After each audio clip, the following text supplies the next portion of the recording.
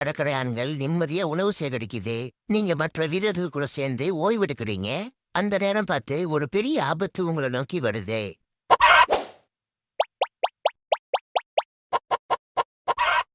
உங்க கூட இருந்த ஒருத்தரையுமே காணுமே. முதல் நாளே மொத்த பேரையும் பறி கொடுத்துட்டீங்க. கவலைப்படாதீங்க, காவல் வீரனோட வாழ்க்கையில இதெல்லாம் சகஜம்.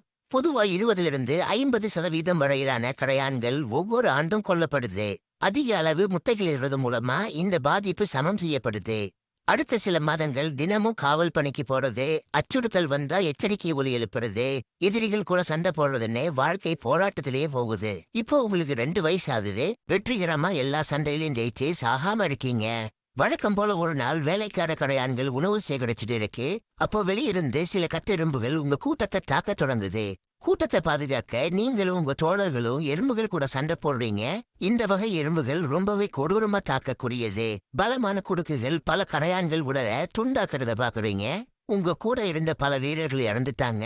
ஆனாலும் நீங்க முக்கால்வாசி கரையான்களை காப்பாத்திட்டீங்க.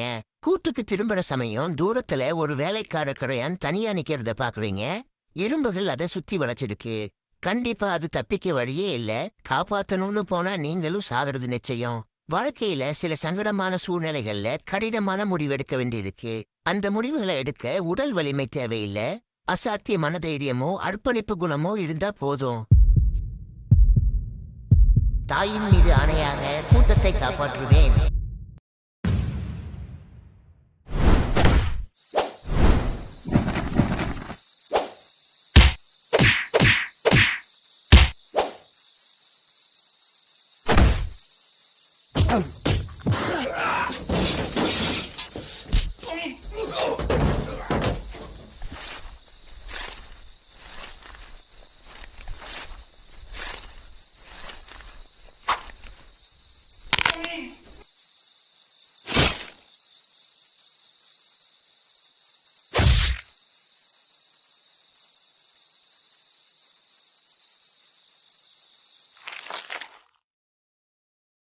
மெதுவா நகர்ந்து உங்க கூட்டத்துக்கு திரும்புவீங்க.